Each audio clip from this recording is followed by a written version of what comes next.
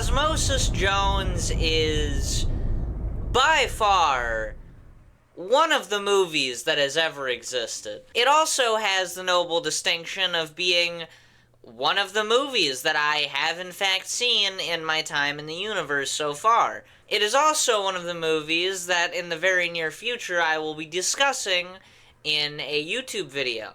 So I'm gonna do that now.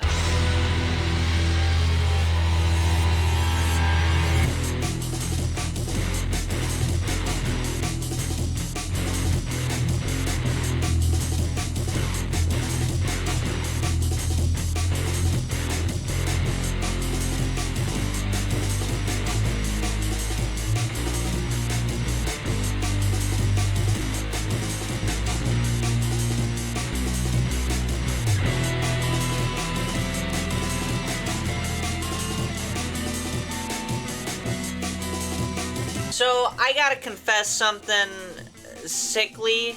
I have never watched Osmosis Jones growing up. I know! Apparently, I'm the only one. Most of my peers have, at some point, for one reason or another, seen this movie, it turns out. Why? That's anyone's guess. I have no idea. Maybe they had science teachers that just liked them a lot more. Maybe they had health teachers that liked them a lot more. Maybe they had parents that liked them a lot more. Who knows? But now I finally got around to watching it, so I am a sad motherfucker.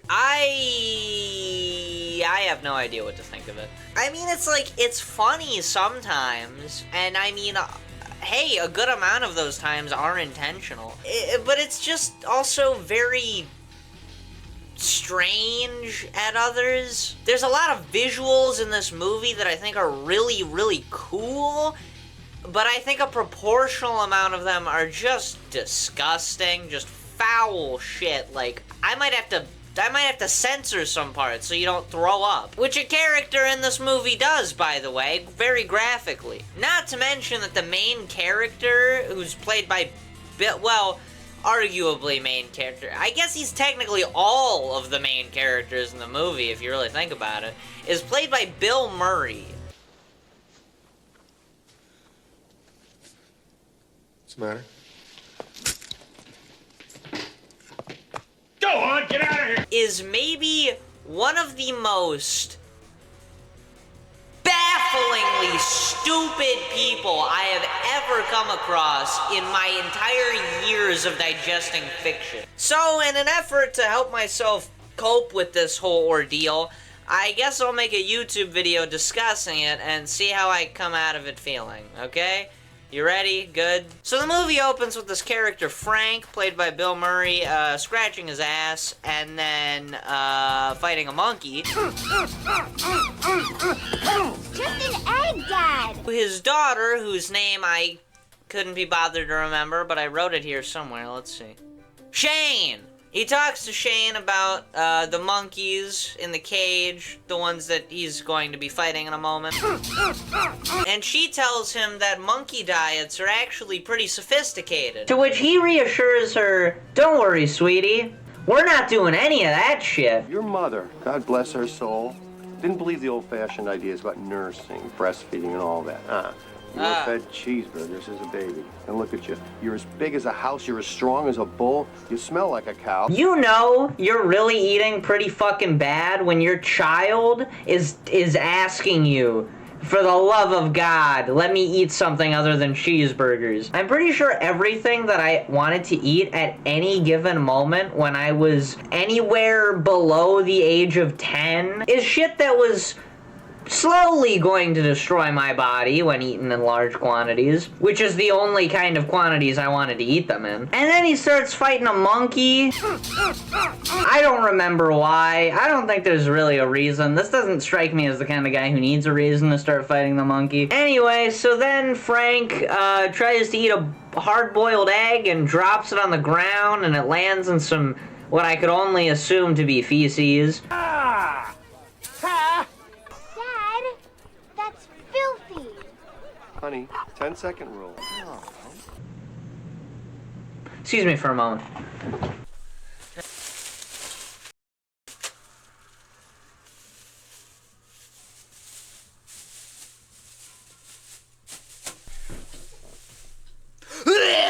Yeah, he just eats that shit straight off the fucking ground. But then we get to really start seeing the heart and soul of this movie, which is the inside of Frank's body, which, in case you aren't familiar with the Osmosis Jones mythos, let me inform you here, is populated by a bunch of anthropomorphic cell creatures. So we see the mouth and we see horrible mangled remains of the disgusting hard-boiled egg from the floor feces. Do you see what I mean about this movie being disgusting? Because that shit is gross.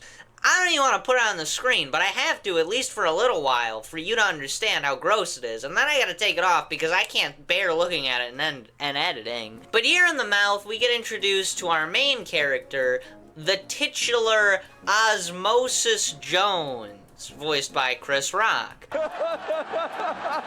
Now, you only need to know two things about Osmosis Jones. One, he's a white blood cell. You're dealing with a white blood cell! And two, it's his job to...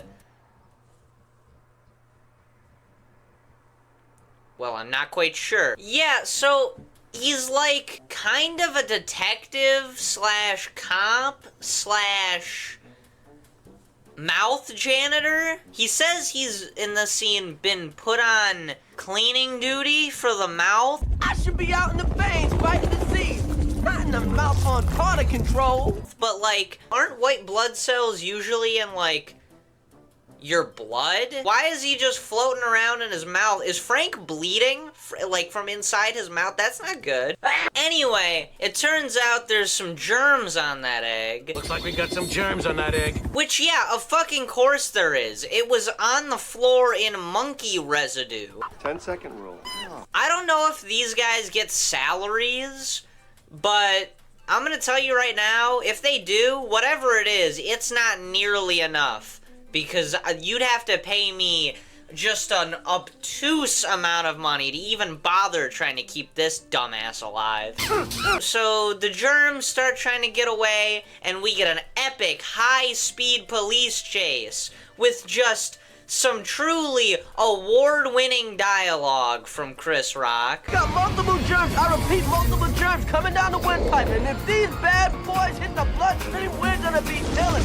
I'm talking nose dripping, chicken soup drinking, rectal thermometer sticking, Ellen. Yeah, I don't even know if Chris knows what the hell he's saying here. Come to think of it, I don't even know if any of what he was saying here was written by the writers. I'm half convinced that for some of these scenes, they just said, hey, Chris, say whatever the hell you want. We'll figure it out later. You see this gooey white sack is membranous around my personhood? Here we go again. And then they never did. Anyway, this brings us to the parts of the movie visually that look beautiful and not like the inside of a guy's mouth who just ate and failed to completely swallow and digest a hard-boiled egg from the floor. Like, this is cool. This is like the inside of the body, and like they're using arteries as roads, and like there's all these billboards. It's cool. It's cool. There's a lot of things. There's a lot of things, and it's a lot of cool. All right. What? I'm sorry. What? Am I not allowed to think that it's kind of cool? Yeah, it's the internet. Nobody's ever allowed to think anything's cool. Everything sucks all the time. Including you. Including me. Including you not hitting the like button. Still got it. So, I know what the big question you're all wondering is. His name's Osmosis Jones. When's he gonna do osmosis? Alright, I want you to watch this scene. I apologize for the pun. Drink it all in. Just really watch this scene of him doing his osmosis. You want osmosis? You got osmosis. You got all that? Because that's gonna be the last time he does that for a while in this movie. Yeah, it's called Osmosis Jones, and he does it once in the beginning, and then a few more times toward the end. Anyway, in the end, they catch the germ, and Jones blows up a couple nerves. Frank gets a cramp. Yeah! Oh! Oh! Oh! Now, in this next scene, we get introduced to the main villain of this movie, who is this, I think, virus or bacteria or whatever the hell he is kind of guy, named Thrax. Now, I'm just gonna say it, this guy's cool, alright? He's got a cool jacket, he's got cool, like, hair, he's got a cool voice, he's voiced by Lawrence Fishburne. They gotta turn up the heat in here. He's got a cool big finger that grows and glows red and kills this guy and holy shit, that is horrifying. This is a horror movie. This movie is, in the purest sense of the phrase, body horror. Anyway, after this, we get to see Frank's brain, which, I'm sorry, just let me get this out of my system first. I really just love the visuals and the creativity, the fact that you got all the neurons coming up into the brain, and, like, there's a window, and it looks like the Citadel from Half-Life 2, like, looking over the whole city, which is, like, the body. It's really cool. And this is also where the mayor lives. Do you have a plan to deal with the fat cell housing shortage? I'd like to announce we're beginning construction on a third chin. Who is this charming gentleman named Mayor Fleming. Now, Mayor Fleming is, well, he's about as realistic of a politician as you could get in an animated feature. You see, Fleming doesn't necessarily care about what's good for Frank, or, you know, what'll keep him alive in the long term, or what the people really want and how to get there, because there is an election coming up. That's right, this movie is very political. He's running against a guy named Tom Kalanick, who, apart from looking exactly like John F. Kennedy, as well as maybe a little bit of Henry Stein from Bendy and the Ink Machine thrown in there, wants Frank to start eating healthier because he's seeing what all of the disastrous decisions made by the current standing mayor has done to Frank's body firsthand. He's a started from the bottom kind of guy, real Jimmy Carter type, down-to-earth American. I mean, Frankian? Why, that's the smell of change, Billy. That's the smell of change. Paid for by Kalanick for mayor. Now, anyway, the main point here is that this is putting a lot of pressure on Fleming to be very popular with people right now. He wants to win the election, so he's doing stuff that people will like, that the body will like dopamine, and potato chips, and eating hard-boiled eggs, even if they've been rolling around in shit. Now, the mayor's assistant, Leah Estrogen, that's funny, is what I would guess the only thing keeping Frank together right now. She, unlike the mayor, has a functioning brain, well, has a functioning nucleus, and actually tries to steer him in the right direction. Sir, he's got a point. You know, when I came to work for you, you promised you would concentrate more on health issues. Leah, I want Frank to be healthy, but think of the sacrifices, the hard work. Despite him being about as useful as a pile of bricks, I'm gonna kill myself. Shut up. Anyway, then we get this scene. Honey? Jane? You okay? Where does it hurt? Leg. Here? Leg. Here? What? Oh, here.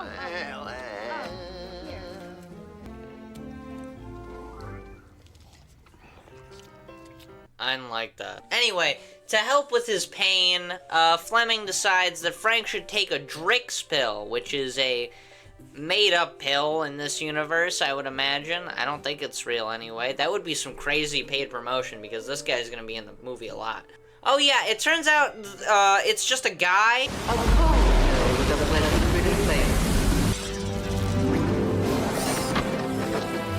Special Agent Drixobenzomethamphetamine. Drixinol, the brand that eases your coughs and sneezes. Warning, do not exceed recommended dosage. If symptoms persist, consult a physician. May cause drowsiness. Do not attempt to operate heavy machinery. Pregnant women should not handle broken tablets. It's just a guy named Drix. made out of Iron Giant CGI. Anyway, so this guy Drix gets assigned to work with Jones, and together they're gonna solve the case. Then we get a scene with the Cell Mafia. Did the foot fungus pay up yet? Nah, that guy's getting flaky on us. Well, you ain't gonna collect nothing from him up here in the pit. Now get down there. Send him a message. Listen, if nothing else, you gotta admire how goddamn clever they got with this movie, because I'm looking at the fucking Cell Mafia. I'm looking at fucking Don Chromosome get his fucking mouth flushed down the toilet. That was nothing. Oh! Anyway, Thrax gets these guys to help him do his... So there's this big scene where Thrax is like attacking the nose, which is like this big bridge, and then Drix tries to seal the cracks with whatever the hell that is. And actually, while they're on their way out, Jones catches a glimpse of Thrax. Yo! Stop! Immunity!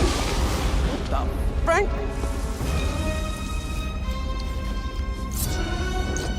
Wait a minute! This whole catastrophe is reported on NNN, the Nerve News Network. Real subtle, guys. By what appears to be James Corden and Katie Killjoy. In an act of selfless bravery, a cold tablet stopped a runny nose today. The heroic tablet is due to be honored later this afternoon. Trudy? Well, in lighter news, there was pandemonium in the stomach today as some new animal crackers arrived. They are adorable, aren't they? Jones is fired by the mayor. Now on, keep those opinions in that mushy little head of yours, or you're going to find yourself in our next nosebleed. Understood?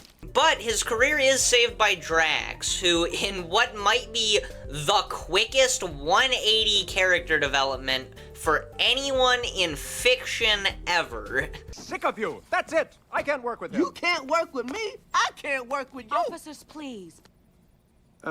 Sir, if it's all the same to you, I think I'll stay with Jones. Then we get this weird flashback where apparently the teacher, Shane's teacher, hates Frank because his dumbass went to his daughter's science fair and ate an oyster from some kid's oyster project, you know, like a complete fucking moron. I replanted them 6 months ago. You know, that's how long the state says you gotta do it for. And every time the tide came in, it flushed all the bad stuff out. Can you eat them? Well, if my hypotenuse is correct.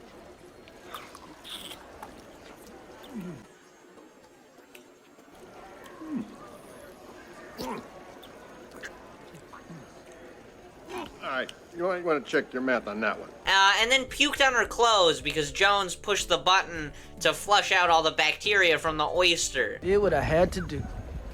Whoa, look at that guy! Yeah, maybe don't go around eating fucking random oysters next time, you dumbass. Maybe don't go around eating random kids' science fair projects. Well, I don't know. His daughter made a baking soda volcano anyway, so I don't know if they were really getting anywhere. But still. Yes.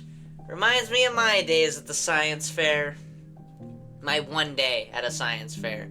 I only went to one. You know, I was the only kid who knew a goddamn thing about what they were talking about. I did a whole and a little ball at an old school I used to go to. But like, it didn't matter because I also, I still got second place. I got second place. First place was from Southern Science School. Rube Goldberg shot a ball. No one could do anything. What does that mean? They did fucking nothing.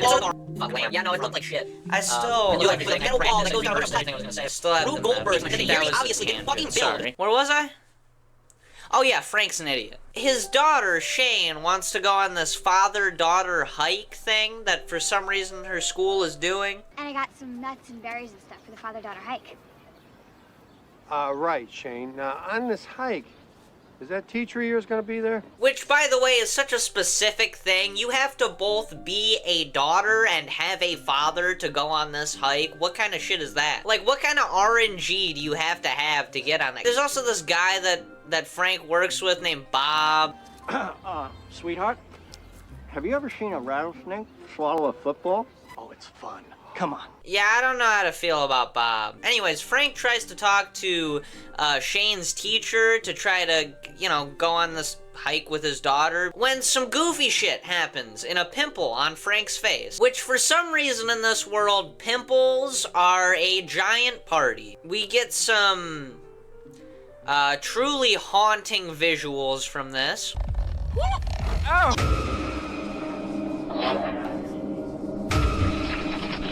What do you think?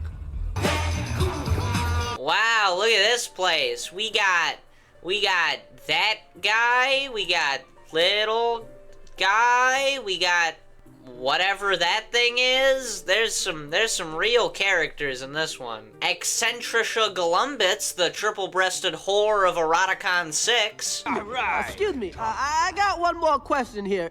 Is there anything that, say, a white blood cell could do to stop this evil plan? You know, hypothetically speaking, that is. And who are you? Who am I? Who am I? Bad booty shaking picanosis. So his pimple, like, blows up in what is just a truly disgusting and reprehensible scene that I don't even want to show you, but it blows up on the teacher's face, so she says no. But don't worry, because old Mayor Fleming's got a brilliant plan to clean this mess up. So, Dad, what's the big surprise? Ta-da! Buffalo? Buffalo, New York. The Buffalo Wing Festival this weekend. Oh. Yeah, great. See, I told you she'd be excited. Now, tidy up, will you? Ah, yes. Every little girl's dream to go to Buffalo, New York and get buried in 4 feet of snow. Anyway, so Frank finally sits down and has a talk with his daughter. Were you thinking about me when you packed me a fried Slim Jim sandwich for lunch? Yeah, it was a turkey Slim Jim. Maybe if you and Mom listened to me a little more, you took better care of yourselves, maybe she'd still be here. Will you knock off that hamburger talk? Your mom died because she got sick. And how do you think you get sick? Germs.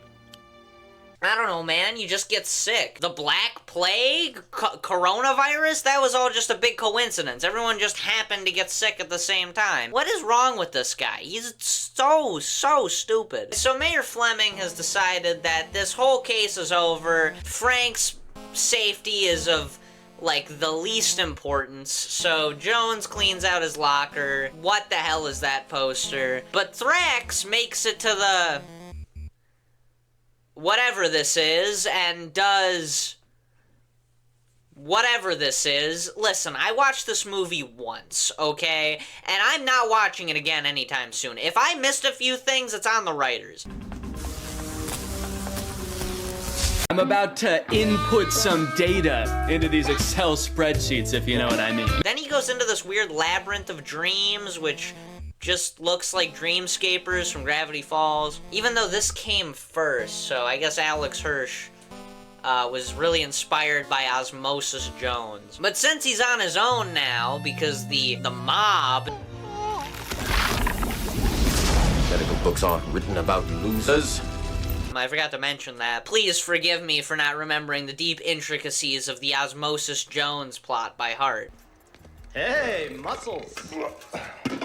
You don't look so good. I feel a little fluid. You know what they say. Starve a cold, drown the flu. There you go. Your body needs fluids now, and lots of them. Is beer fluid? Oh, of course it's... So he decides to take Leah as a hostage. Hi, baby. What are you waiting for? Shoot him! If you follow me, she dies. Guys? Guys, what the hell are you doing? Just fucking shoot him. These cops are all idiots. Anyway, so Frank starts falling apart because he's drinking a lot of beer behind the wheel going to Buffalo, New York, and this asshole is just doing whatever the fuck he wants, making dope-ass cars out of lame-ass cars, flying with his goofy-ass like vector flight suit. Enjoy the funeral, boys. Relax your wingsuits. Now Shane's school bus actually passes by and she gets it to stop so she can go see her father. I'm sorry, have you ever been on a school bus before? I'm telling you, there is no way in hell that a bus driver in this day and age would ever stop for any reason. But I digress. She gets it to stop and she runs out and Bob grabs her and takes her away in his car. What the fuck? These fully grown adults, some of which are paramedics, just watched a random little girl get off a school bus, get taken away by some old guy who's been drinking this whole time, has a beer in his hand, and drive away with her.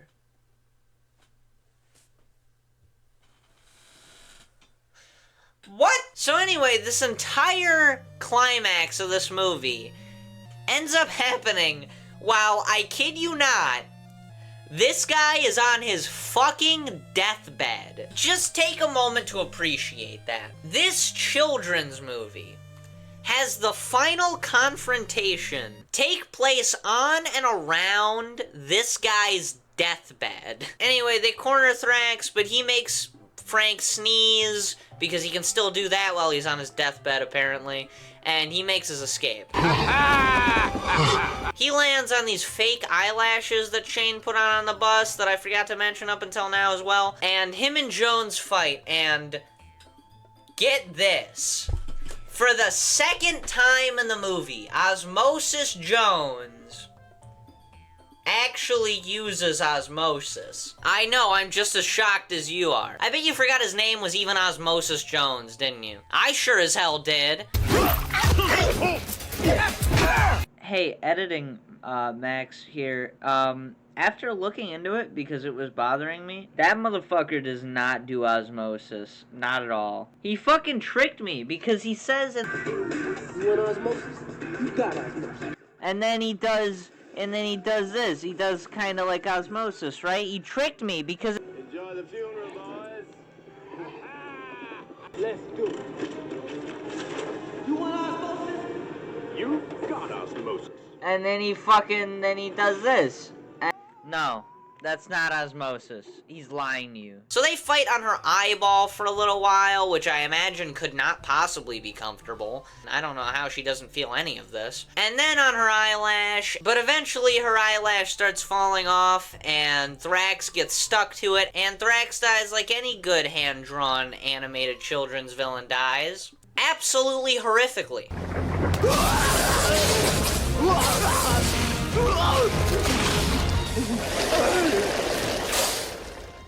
And Jones makes it back to Frank's body through Shane's tears, and the day is saved. Oh yeah, and the world's on fire.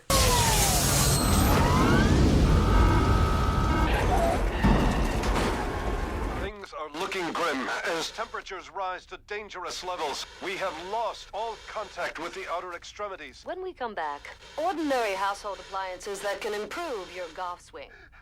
You silly twit! Don't you get it? We are going to die! Oh, I know, damn it. First dark cloud, you fall apart. But that all gets fixed.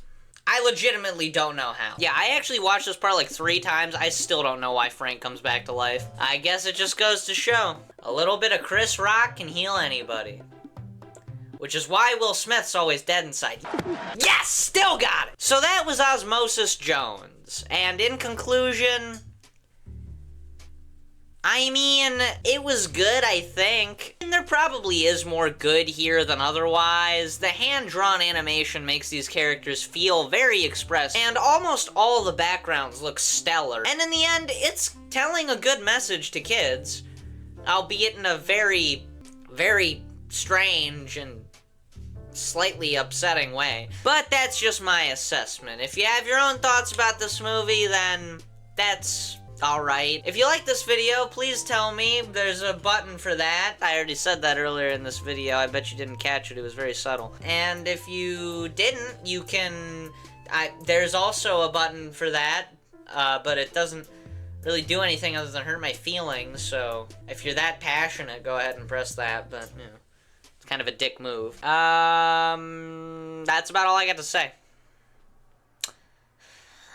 Osmosis on, Jones fans. What the fuck am I talking about?